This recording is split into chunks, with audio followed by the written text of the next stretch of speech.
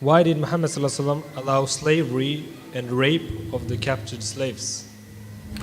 First of all, there's no indication, no documentation whatsoever that the Prophet ﷺ permitted any woman to be raped. So anybody who's saying that is a liar. They have no documented evidence of anything like that. A prophet does not rape. First of all, the Prophet ﷺ was ma'asum. Ma'asum means asum. Asum min. That means that he could not have done anything like that. A prophet is protected from sin. A prophet is protected from sin in the same way that water cannot be dry. You ever heard of dry water? Water cannot be dry because Allah made it wet. Sand cannot be wet naturally because Allah made it what? Dry. So the constitution of a prophet is that he is ma'asum. That means ma'asum means he cannot commit any major crimes, sinful deeds or transgressions. He could only make a mistake. So rape is not a mistake. So whoever said that, if you're a Muslim, you can't say, why did the Prophet ﷺ rape somebody? Because what you talking about? If it's a non-Muslim asking that, I understand why you're asking that, because you're between the heavens and the earth, you're suspended because of your ignorance. And maybe before you leave here, you know, you'll come down to the earth, you understand me, and understand some things. You won't have to say that again and embarrass yourself. So let's leave that issue about the rape thing. Now, if you're talking about the issue of Banu Qurayza, you know, when he took hostages, these was people who was plotting and planning and jumping between and cutting between and breaking the treaties and acting treacherously and doing all kinds of things, smiling in his face, stabbing him in his back, giving pieces of information, making loyalty with him and breaking it and giving loyalty to somebody else. Okay, they were doing it then and they doing it now. They're the same people that we call today Zionists. We don't say Jews, we say Zionists. So there were some Zionists among Banu Qurayza. The Zionists, those enemies, those pigs, those kilab, those dogs, that's what they are. We don't say Jews, Muslims get it straight. We don't have no beef with Jews. Our beef is with Zionists. Those are the kilab. Those are the poison people. Those are the treacherous people. Those are the ones who want to expand and take the whole world. They don't care white, black, Christian, nobody. They want the world for themselves, and they believe that everybody's blood is different than theirs. They are the dogs of the earth. And they was the same people at that time. And Allah subhanahu wa ta'ala inspired the Prophet ﷺ about their plots and their plans, and he checked them. So they're going to be put in check again soon. But don't be mixing it up like he was, you know, like the Prophet ﷺ was chopping off heads and rolling in and raping women and taking babies and all that kind of stuff. No, you're talking about the Vikings. Y'all understand the Vikings, right?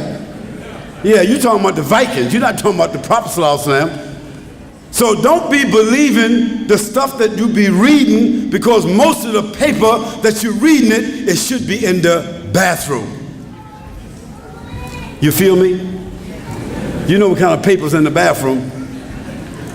So did I answer that question? About slavery. Oh, let's take the issue of slavery. First of all, brothers and sisters, you know, you can't take the word slavery without understanding where it arrived from. So it's one thing to invade somebody and just take them as slaves. Did the Prophet ever do that? Did he invade somewhere and take somebody as a slave? No. He encountered people on the battlefield, and if he won, they became what? Hello? No. They became captives of war. Captives of war mean that they become hostages, right? But Allah subhanahu wa ta'ala said to us how you got to treat the hostage. You got to feed them like you feed yourself, right? You can't do no injustice to them. You got to clothe them. You got to make them safe. And you can't take them hostage unless you can take care of them and protect them. Is that what Allah said? So it's a different kind of hostage, isn't it? Now, when a person moves from captive to hostage to slave, slave doesn't mean the same like they did to my people in America. See, the devils who did that, that was institutional slavery. There was no institutional slavery among the Arabs. The Romans, they had institutional slavery. The Greeks, they had institutional slavery. But the Arabs did not know anything such as institutional slavery. It was as a result of war. So when the Quran was revealed, the Arabs already had, some of them already had what?